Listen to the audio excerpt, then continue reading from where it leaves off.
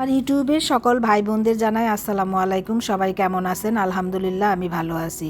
নতুন একটি ভিডিও নিয়ে আপনাদের মাঝে উপস্থিত হলাম। আজকে আমার ভিডিওতে থাকবে পোলাও রান্না। পোলাও আমরা সচরাচর সবাই রান্না করতে পারি। এই যে তেলে পেঁয়াজ দিয়ে দিলাম, তারপর সাথে গরম মশলা দিয়ে ভালো মতো ভেজে মশলা আদা রসুন দিয়ে কষিয়ে চাল দিয়ে দিব, পানি দিয়ে দিব, তারপরে ঢাকনা দিয়ে দিব, পোলাও হয়ে যাবে। কিন্তু তার সাথে আমি আপনাদের সাথে একটি কথা শেয়ার করি। আপনারা তো সবাই জানেন এখন আমাদের বাসায় কাজ চলতেছে।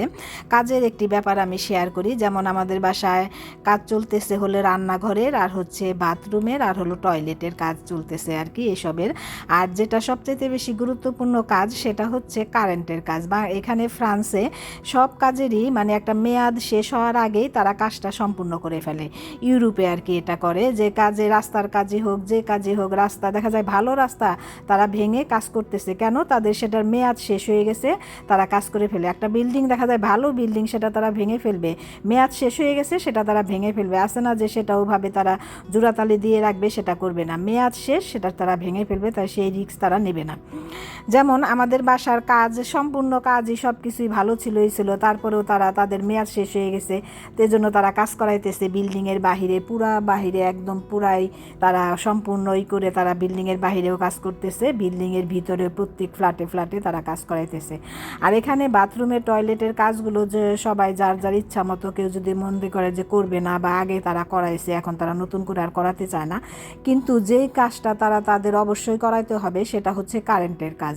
কারণ এই বিদ্যুতের কাজটা হচ্ছে এমন যে এখানে ফ্ল্যাটের ভিতরে, যে আমরা জানি যাদের ফ্ল্যাট বাসাগুলো আছে, ফ্ল্যাটের ভিতরে অনেক তার থাকে, ভিতরে মিটার থেকে শুরু করে যে তারগুলো থাকেই থাকে সম্পূর্ণ সেই দেয়ালের ভিতর দিয়ে যে এগুলো থাকে, সেই সম্পূর্ণ তার মানে তারা চেঞ্জ করে ফেলে, সম্পূর্ণ তার চেঞ্জ করে সব তার বের করে তারপরে সুইচগুলো সব কিছু আবার নতুন করে লাগিয়ে দেয়। আমি তখন আগে চিন্তা করতাম যে সব তার যে তারা চেঞ্জ করবে, সব কিছু তার তারা বের করবে, তাহলে তারগুলো বের করার পরে কি আমাদের বাসা কি অন্য কোনো রুম তারা ঠিক করবে না? তাহলে কি ওই রুমগুলো কি কেমন লাগবে দেখতে? ছিদ্র হয়ে থাকবে, দেখতে হয়তো বিশ্রী লাগবে, কোনো জায়গায় একটু বাহির হয়ে থাকবে, হয়ে থাকবে।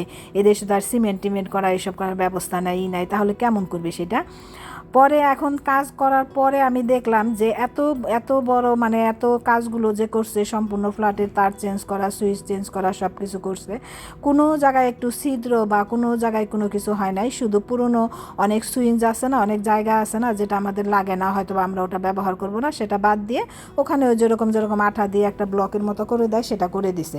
তারপরে উপর থেকে যে তারটা সেগুলো বের করছে, সেগুলো বের করার পরে যে একটা ছিদ্র হয়ে থাকা কিছুই ছিল না, খুব নিখুঁতভাবে আর খুব সুন্দর করে কাজগুলো করছে, যা দেখে আমার কাছে অনেক বেশি অবাক লাগছে।